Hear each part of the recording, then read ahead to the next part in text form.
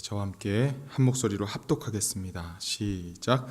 예수와 제자들이 빌립보 가이사랴 여러 마을로 나가실새 길에서 제자들에게 물어 이르시되 사람들이 나를 누구라고 하느냐? 제자들이 여짜와 이르되 세례 요한이라 하고 더러는 엘리야 더러는 선지자 중에 하나라 하나이다. 또 물으시되 너희는 나를 누구라 하느냐? 베드로가 대답하여 이르되 주는 그리스도 신이이다 하매 이에 자기의 일을 아무에게도 말하지 말라 경고하시고 인자가 많은 고난을 받고 장로들과 대제사장들과 서기관들에게 버림받아 죽임을 당하고 사흘 만에 살아나야 할 것을 비로소 그들에게 가르치시되 드러내놓고 이 말씀을 하시니 베드로가 예수를 붙들고 항변하매 예수께서 돌이키사 제자들을 보시며 베드로를 꾸짖어 이르시되 사탄아 내 뒤로 물러가라. 내가 하나님의 일을 생각하지 아니하고 도리어 사람의 일을 생각하는도다 하시고 무리와 제자들을 불러 이르시되 누구든지 나를 따라오려거든 자기를 부인하고 자기 십자가를 지고 나를 따를 것이니라. 누구든지 자기 목숨을 구원하고자 하면 잃을 것이요 누구든지 나와 복음을 위하여 자기 목숨을 잃으면 구원하리라. 사람이 만일 온 천하를 얻고도 자기 목숨을 잃으면 무엇이 유익하리요? 사람이 무엇을 주고 자기 목숨과 바꾸겠느냐? 누구든지 이 음란하고 죄 많은 세대에서 나와 내 말을 부끄러워하면 인자도 아버지의 영광으로 거룩한 천사들과 함께 올 때에 그 사람을 부끄러워하리라. 또 그들에게 이르시되 내가 진실로 너희에게 이르노니 여기 서 있는 사람 중에는 죽기 전에 하나님의 나라가 권능으로 임하는 것을 볼 자들도 있느니라 하시니라. 아멘. 하나님의 말씀입니다. 하나님의 말씀에 감사합니다. 오늘 함께 읽은 이 33절에 내 뒤로 물러가라와 그 다음 절에 나를 따를 것이니라의 이 신약 성경의 원어는 서로 같은데 오피소라는 단어입니다. 십자가의 죽음과 부활의 길을 부끄러워하던 제자들은 내 뒤로 물러가라라는 호통을 받고 나를 따르라는 주님의 말씀을 듣게 됩니다. 신약의 사람들은 메시아를 기다리면서 가장 위대한 사람을 생각하고 싶어서 예언자 중 하나로 혹은 하늘로 올라갔던 엘리야로 혹은 당시에 순교한 세례자 요한이 돌아왔다고 믿었습니다. 그들은 죽지 않고 하늘로 올려진 엘리야나 당시 많은 사람들이 엘리야로 여겨졌던 그 죽은 요한이 다시 왔다라고 위대한 사람을 그런 식으로 여겼습니다. 심지어는 엘리야는 구약 마지막 책인 말라기에 재림할 것이라고 예언된 자였고 신약에서는 능력을 베풀 수 있는 기적의 사람이라고 여겨졌습니다. 관련 말씀을 같이 봉독하겠습니다. 시작. 보라, 여호와의 크고 두려운 날이 이르기 전에 내가 선지자 엘리야를 너희에게 보내리니 그가 아버지의 마음을 자녀에게로 돌이키게 하고 자녀들의 마음을 그들의 아버지에게로 돌이키게 하리라. 돌이키지 아니하면 두렵건대 내가 와서 저주로 그 땅을 칠까 하노라 하시니라. 한 사람이 달려가서 해면에 신 포도주를 적시어 갈대에 깨어 마시게 하고 이르되 가만두라. 엘리야가 와서 그를 내려주나 보자 하더라. 아멘. 당시 이스라엘이 로마의 지배를 받으면서 그리스 헬라의 문화와 철학이 왕성하던 때에는 모세로부터 내려오던 율법을 지키는 그 부모의 신앙이 대대로 자녀에게 이어지지 못할 위기에 처해졌습니다. 마치 우리 시대와 같이 자녀들은 새로운 문화를 따르기에 민첩하고 부모들은 전수해줘야 할 신앙 교육이 있을 때 그 사이에 간극이 넓어지는 위기를 직면하게 되는 것입니다. 엘리야가 다시 와서 문화가 벌려놓은 간극을 극복하고 신앙이 잘 전수될 수 있게 돕는다는 예언은 세례 요한에 의해 실천되었으나 악한 세대는 그를 죽였습니다. 관련 말씀입니다. 함께 봉독하겠습니다. 시작. 이에 예수께 묻자와 이르되 어찌하여 서기관들이 엘리야가 먼저 와야 하리라 하나이까? 이르시되 엘리야가 과연 먼저 와서 모든 것을 회복하거니와 어찌 인자에 대하여 기록하기를 많은 고난을 받고 멸시를 당하리라 하였느냐? 그러나 내가 너희에게 이르노니 엘리야가 왔으되 기록된 바와 같이 사람들이 함부로 대우하였느니라 하시니라. 아멘. 많은 사람들은 세례 요한이나 예수님을 엘리야가 재림해서 온 것이라고 여기기도 했습니다. 그러나 예수님은 세례 요한을 구약에서 최종적으로 예언된 엘리야로 여기셨기에 모든 예언자들보다 낫다고 하셨습니다. 이 말씀도 함께 봉독해 보겠습니다. 그러면 너희가 어찌하여 나갔더냐? 선지자를 보기 위함이었더냐? 옳다. 내가 너희에게 이르노니 선지자보다 더 나은 자니라.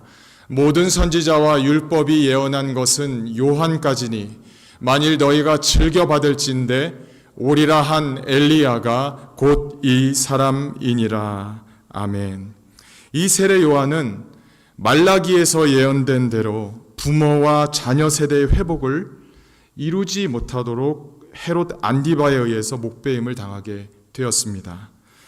결국 다시 올 엘리야가 이룰 회복이란 세례 요한이 예비한 길로 오신 예수님의 순환과 부활을 통해 완성되었다고 볼 수 있습니다. 세례 요한이 자신은 예수님의 길을 예비한 자라며 예수님이 가신 길을 따라갔기 때문입니다. 흥미로운 점은 세례 요한이 내 뒤에 오시는 이라는 말을 할 때에도 내 뒤로 물러가라 혹은 따르라의 같은 원어 오피소를 사용했다는 것입니다. 그러나 분명한 것은 요한이 예수님이 자신보다 시간적으로 뒤로 오신다는 것을 강조하기보다는 나보다 앞선이라고 말을 하면서 자신을 언제나 예수님 뒤로 물러서게 합니다.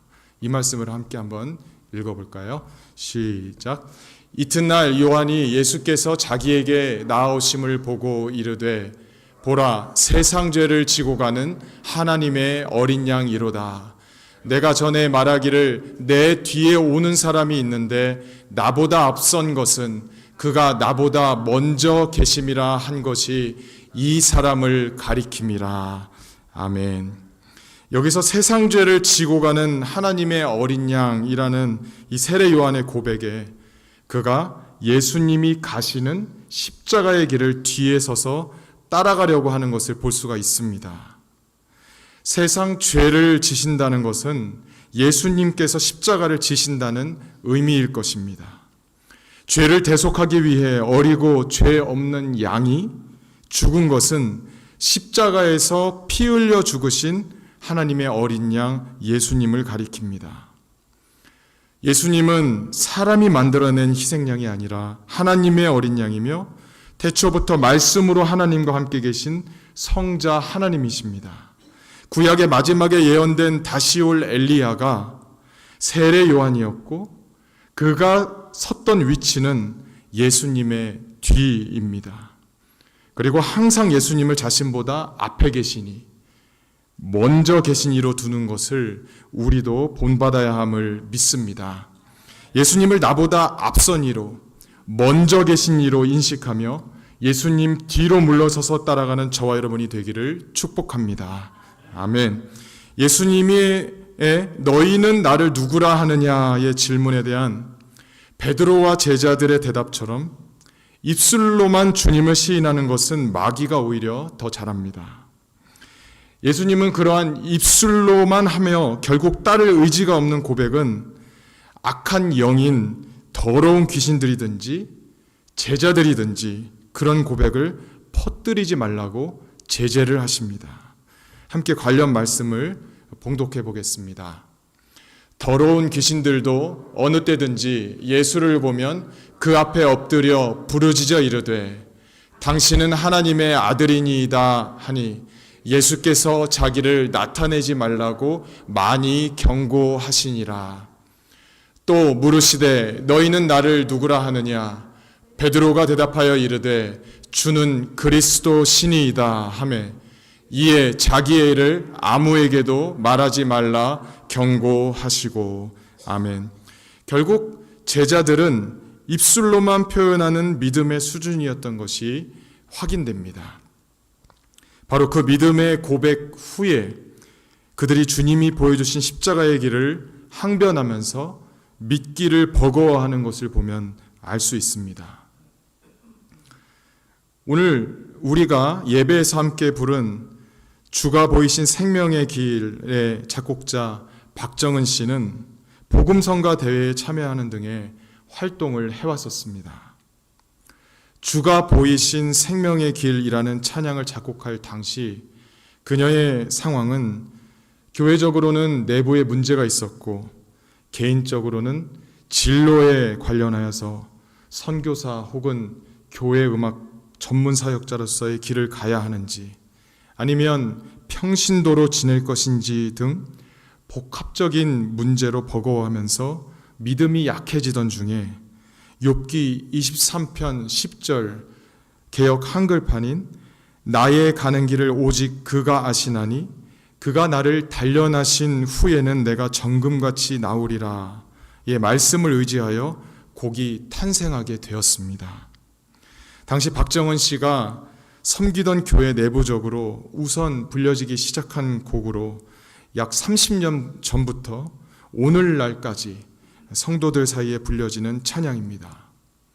당시 이 곡을 작곡하게 된 계기가 느껴지는 박정은 씨의 실제 일기의 원문을 일부 소개해 드리도록 하겠습니다. 주님께서 가라 하신 그 길에서 나는 주님을 보지 못했다. 선하시고 신실하신 그 주님을 나는 만날 수 없었다. 오히려 더 큰 상처와 이해할 수 없이 벽으로만 나를 몰아가는 그런 상황이었다. 기쁨으로 찬양 드리고 싶었으나 그러질 못했다. 그래서 고백했다. 주님께서 가라 하신 이 길을 가는데 너무 아픕니다.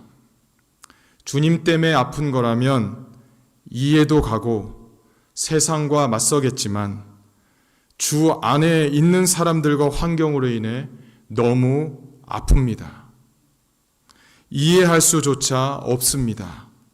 나를 왜 어떤 잘못도 안 했는데 지금 저는 주의 신실하심과 선하심을 느낄 수조차 없습니다. 이 마음 그대로 주님께 엎드리겠습니다. 나를 위로하시려거든 위로하시고 나를 보호하시려거든 보호하십시오. 예수의 이름으로 나의 억울함을 풀어주시려거든 그렇게 하십시오. 그러나 그리 아니하실지라도 나의 가는 길을 오직 그가 아시나니 그가 나를 단련하신 후에는 내가 정금같이 나오리라. 이 말씀을 믿습니다. 아멘. 이 일기를 쓰면서 그 곡을 완성한 후에 10년 정도 후에 다시 박정은 씨가 한 말은 이렇습니다. 저는 이 찬양을 만들고 난 이후 너무 힘든 10년을 보내온 것 같습니다.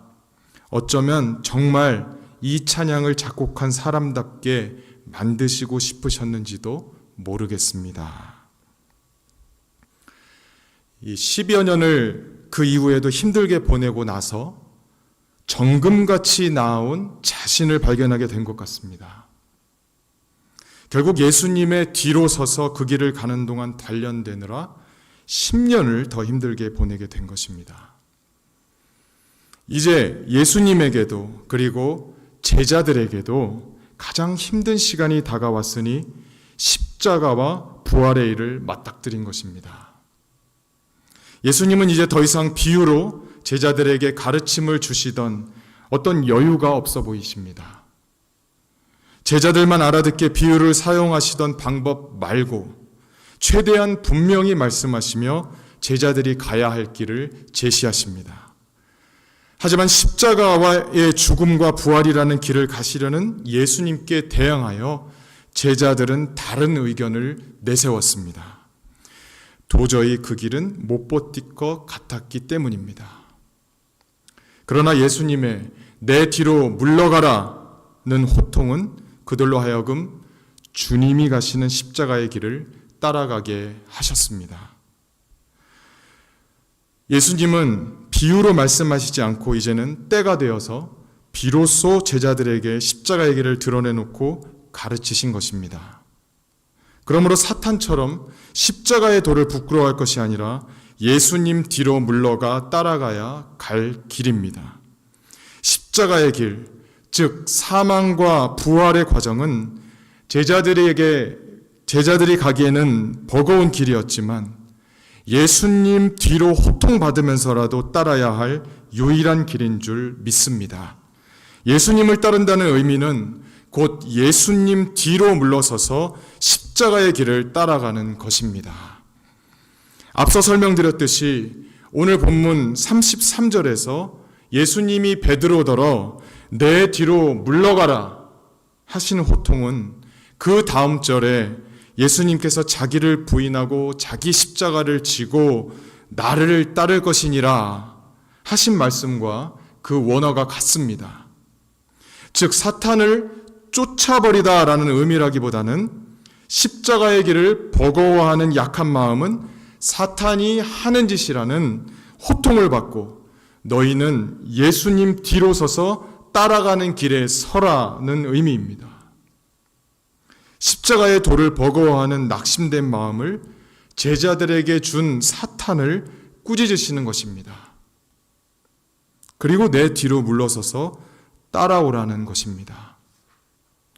신약에서 예수님을 따른다는 것은 구체적으로 예수님 뒤에 선다는 의미임을 마태, 마가, 누가복음서의 헬라어 원어를 기준으로 살펴보면 금방 알 수 있습니다. 제자를 따르라고 부르신 이유나 자기를 부인하고 자기 십자가를 지고 따라오라 하실 때 이 단어를 사용하십니다. 예수님이 제자로 부르심은 결국 자기를 부인하며 자기 십자가를 지는 것으로 종결됩니다. 예수님을 따르는 이유나 자기 십자가를 지고 지속적으로 나아갈 수 있는 방법은 오직 예수님 뒤에 서는 것인 줄 믿습니다. 함께 오피소라는 단어의 용례의 말씀을 살펴보면 좋겠습니다. 함께 읽겠습니다. 말씀하시되 나를 따라오라 내가 너희를 사람을 낚는 어부가 되게 하리라 하시니. 이에 예수께서 제자들에게 이르시되 누구든지 나를 따라오려거든 자기를 부인하고 자기 십자가를 지고 나를 따를 것이니라. 또 무리에게 이르시되 아무든지 나를 따라오려거든 자기를 부인하고 날마다 제 십자가를 지고 나를 따를 것이니라. 아멘. 오늘 본문을 메시지라는 성경으로 보면 어느 부분은 의미를 잘 살려낸 것을 알 수 있습니다. 33절에서 예수님이 받으실 순환과 부활에 대한 반응이 우리 개역개정에서는 잘 나타나지 않습니다. 비유가 아닌 분명한 말씀으로 이제 순환을 예고하셨음은 예수님도 때가 되셨기에 드러내셨다라고 볼 수 있습니다. 오늘 본문 32절 말씀을 다시 읽겠습니다. 드러내놓고 이 말씀을 하시니 베드로가 예수를 붙들고 항변하매. 예수님의 순환 예고는 제자들에게는 부담과 버거움으로 다가왔음을 메시지 성경은 베드로뿐만 아니라 제자들도 그 순환 예고에 대해서 따르기를 주저했다라고 기록합니다. 또한 다른 주석에서도 그렇게 해석합니다. 이 메시지의 저자인 유진 피터스는 특별히 예수님의 입장을 우리에게 부각해서 나타냅니다. 보여줍니다.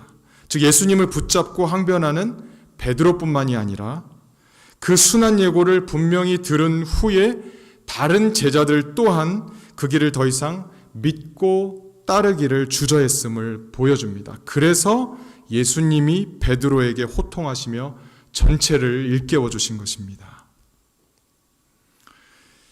우리 개역개정 성경 및 여느 영어 성경은 사탄과 물러가라라는 이 두 가지 단어가 강조되어 있습니다. 하지만 사탄아 썩 냉큼 물러가라, 여기는 얼씬도 하지 말라가 아니라 사탄아 내 뒤로 물러가라 라고 하셨습니다.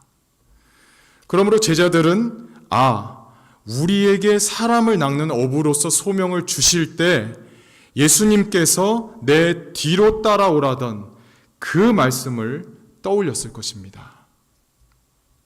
그러므로 사탄 혹은 물러가라에 집중하기보다는 오히려 내 뒤로라는 말에 제자들은 집중하게 되었음을 눈여겨보아야 합니다.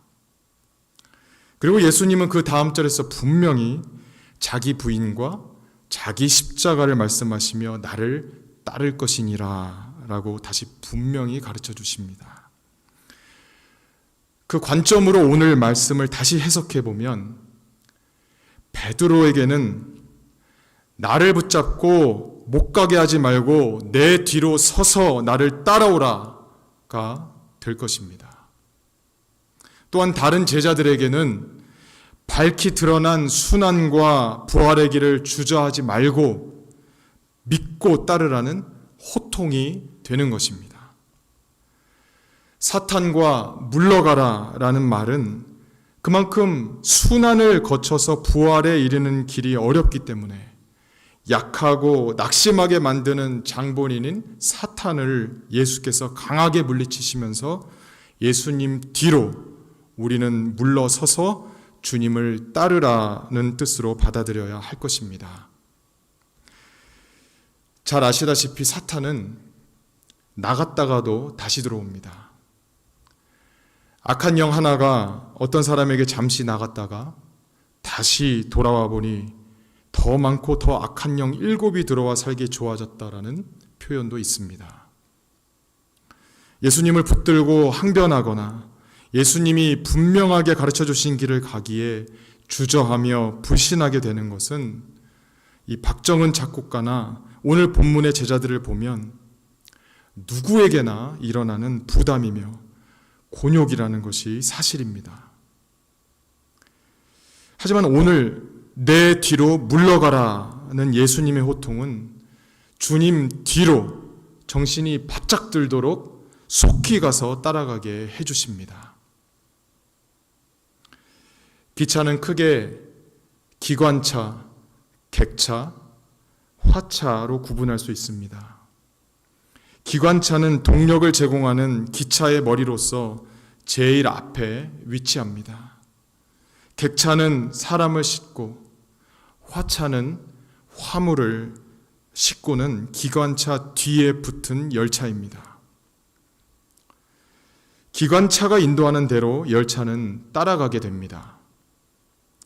우리가 예수님 뒤에 늘 선다면 기관장이신 예수님께 붙은 열차이므로 이전에 우리에게 들어왔던 악한 영이나 혹은 이후에 올 더 많은 악한 영들이 들어올 자리를 내어주지 않게 되는 것입니다.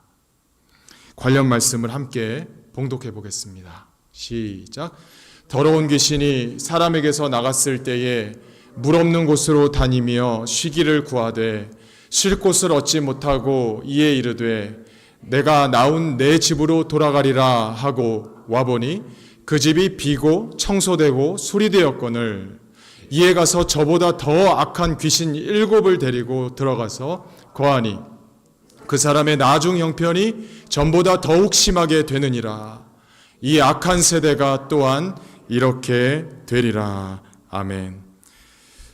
여기 함께 읽은 더러운 귀신으로 번역된 원어는 악한 영입니다. 그러므로 귀신 혹은 사탄이란 영적인 죄뿐만이 아니라 생활 속에 실질적인 악을 포함한다는 것을 우리는 간과하지 말아야 합니다. 우리는 악당에 대해서 무지할 때가 많습니다. 하지만 쉬운 예로 요즘 스캠이라고 해서 특히 컴퓨터로 사람들을 속이는 일이 많지 않습니까? 스캠이란 사전적 의미는 거짓된 거대한 계획입니다. 그런 것만 조작하는 사람들을 스캐머라고 합니다. 사람을 낙심하게 만들고는 판단력을 가질 수 없게 한 후에 속여서 빼앗습니다. 그런 사람이 분명히 존재하며 피해자들이 있습니다. 즉 악당이 분명히 우리 삶 가까이에 도사리고 있습니다. 우리가 사는 내내 여러 가지 문제들이 틈을 타고 오지만 그때마다 성령님의 도우심으로 깨어서 예수님 뒤로 서게 되시기를 바랍니다.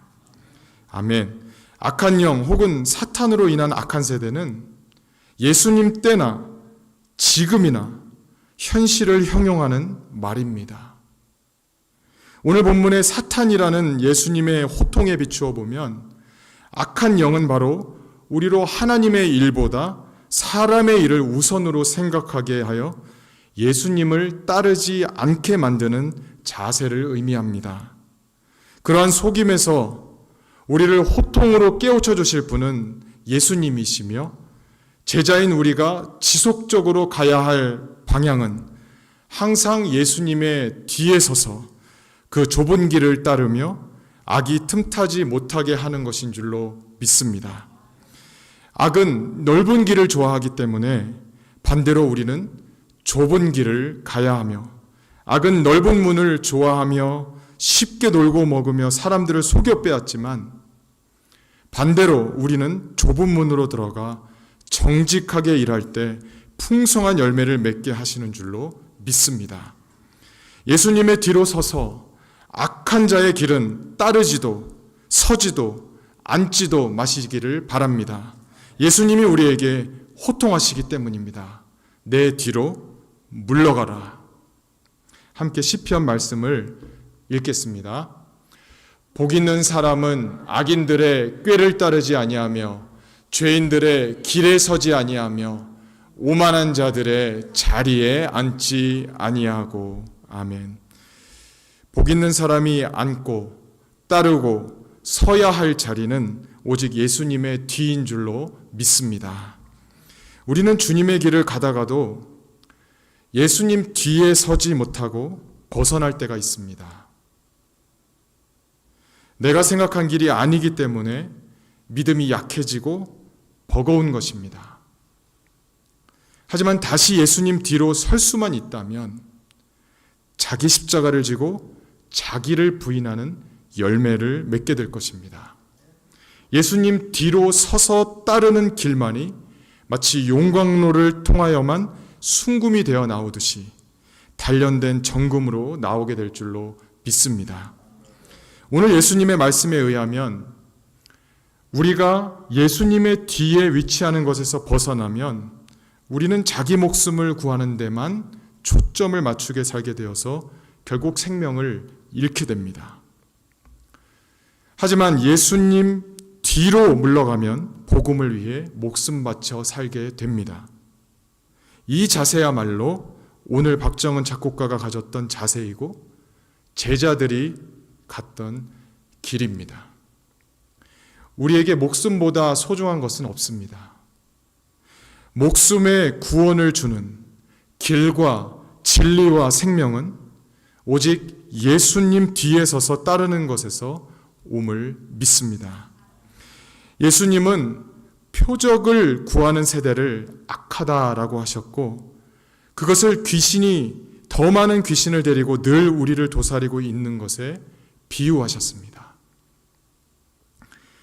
그렇게 악한 영이 도사리고 있는 악한 세대를 오늘 우리 또한 살고 있지만 감사한 것은 예수님이 우리에게 내 뒤로 물러가라고 호통을 쳐주신다는 것입니다. 우리는 제자의 길을 달콤할 것이라고 착각을 합니다. 하지만 제자들은 예수님께 자주 믿음이 없다고 책망을 받고 꾸지람도 무안함도 겪었습니다. 관련된 말씀을 함께 봉독하겠습니다. 시작. 내가 주의 제자들에게 데리고 왔으나 능히 고치지 못하더이다. 예수께서 대답하여 이르시되 믿음이 없고 패역한 세대여, 내가 얼마나 너희와 함께 있으며 얼마나 너희에게 참으리요. 그를 이리로 데려오라 하시니라. 아멘. 오늘 제자로서 우리를 호통쳐 주시며 우리가 있어야 할 자리에 있게 된다면 감사한 것입니다. 제가 유학을 와서 아이 초등학교 식당에서 함께 줄을 서 있었습니다. 그런데 저희 아이에게 급식 아주머니가 소리를 지르셨습니다. 아이가 놀랐고 저도 상처가 되었습니다만 그 호통이 없었다면 아이는 뜨거운 유리에 손을 댈 수도 있었을 것입니다. 군대 훈련소에서도 늘 군기를 잡느라 온갖 거친 말을 훈련병들에게 쏟아내지만 특히 사격 연습을 할 때에는 실탄이 들어있기 때문에 구타가 관례적으로 허용될 정도로 조심하여 정신을 차리게 만듭니다. 안 그러면 치명적인 상처를 입거나 목숨을 잃기 때문입니다. 오늘 예수님이 제자들에게 하신 호통은 아주 드러내놓고 하신 분명한 교훈이셨습니다.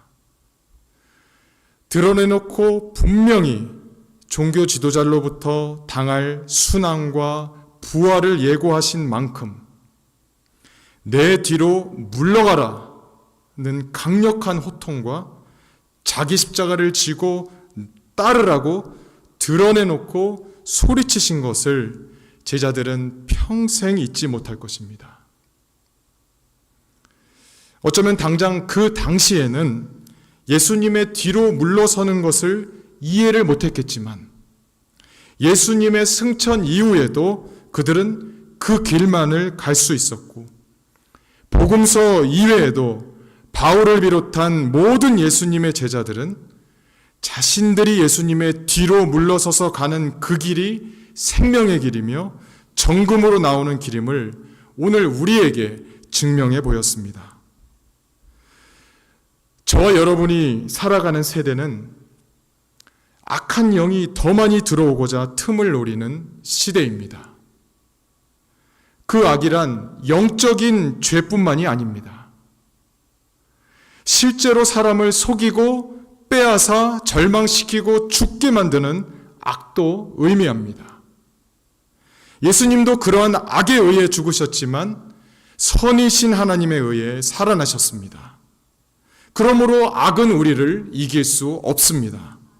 우리가 예수님의 뒤로 물러서서 자기 십자가를 지고 자기를 부인하며 따라가면 우리는 선으로 악을 이길 수 있습니다.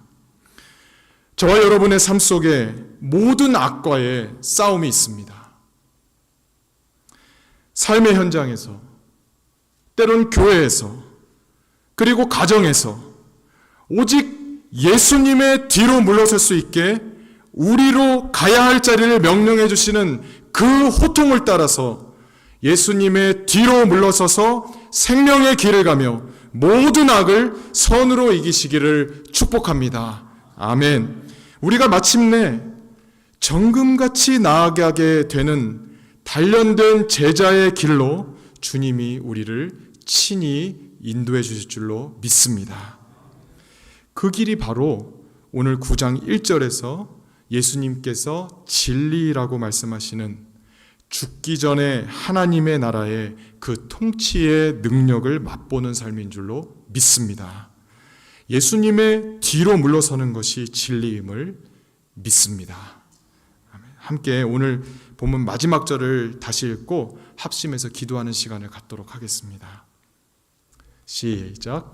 또 그들에게 이르시되 진실로 너희에게 이르노니 여기 서 있는 사람 중에는 죽기 전에 하나님 나라가 권능으로 임하는 것을 볼 자들도 있느니라 하시니라. 아멘.